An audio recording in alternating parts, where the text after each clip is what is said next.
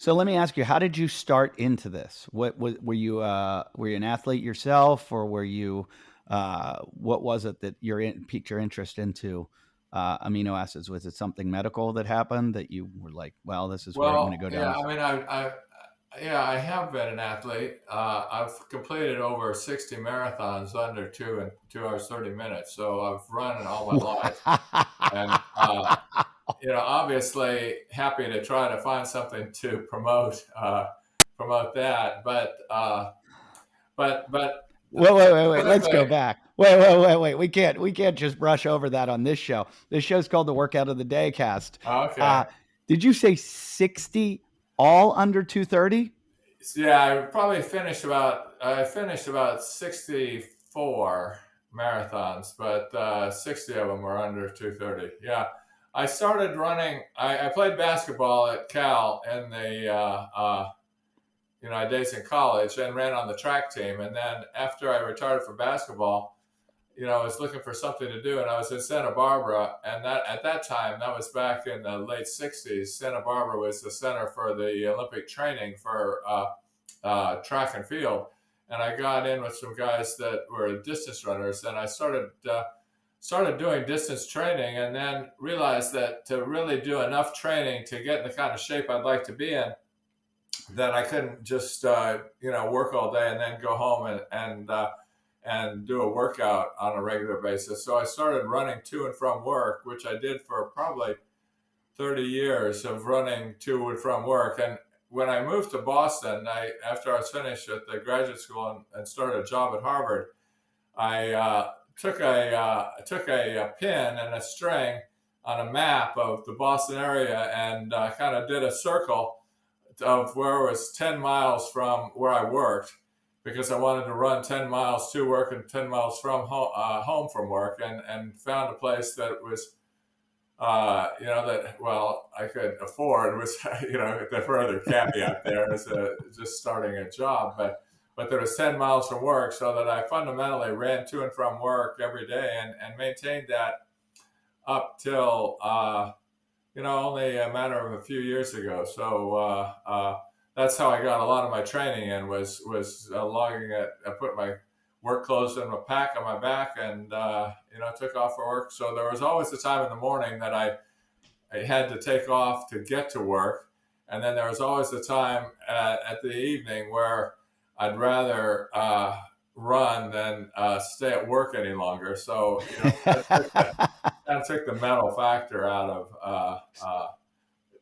forcing myself out the door. And so that's how I got into marathoning, and pretty much did 3 a year for a long stretch of time. So what events were you running in track and field at Cal? Well, in those days it was yards, 880 and mile. Oh, And wow.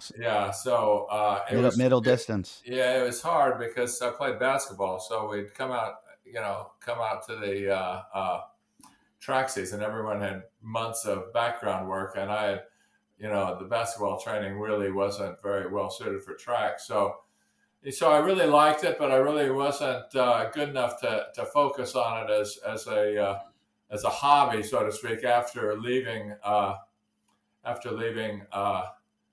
college. And the thing that I found in Santa Barbara was that I started taking up track again, and it's just so painful to run those, and that wasn't going to last for all my life of doing that kind of workout.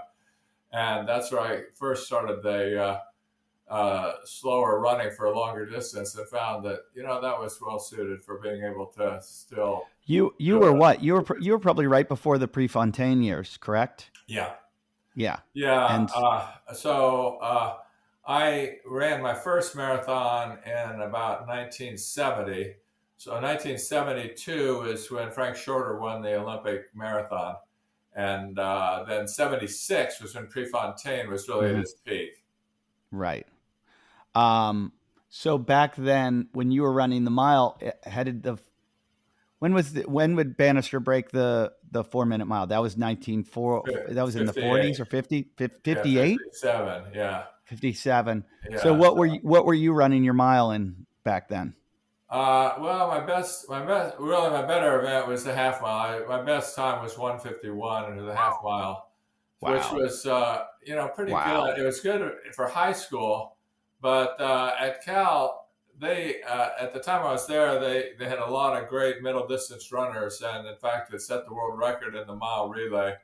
And it was just a real challenge to get into the top three to even compete in a meet. So I enjoyed it, but it was that's a tough race. You reach the point where that's about as fast as you can go, and no matter how much training you do, you're not going to get a lot faster. So Well, I always say the 400, I think the 400 hurdles, the 800 are the two hardest events in track and field. I just think you got to have something wrong with you. I ran the 400 hurdles in yeah, college, and it was a night. And the 800, we had some sprinters that moved up to the 400, which is what I was. And then you have some 800 runners that moved down to do it. And it's just one of those suicide events where after you run it, you really put your whole self out there. And I feel that about the 800, that you got to be a bit well, psychotic. yeah, a little bit. I mean, at least at the 800, you're not going to hurt yourself. Yeah, that's true. With the 400, you right out to totally freeze up. Although I will say, I ran the 800 and the mile, or well, it was really half mile and mile. And I tried to qualify for the mile relay team, and got the old. I never really run an open quarter, and got that iron deer about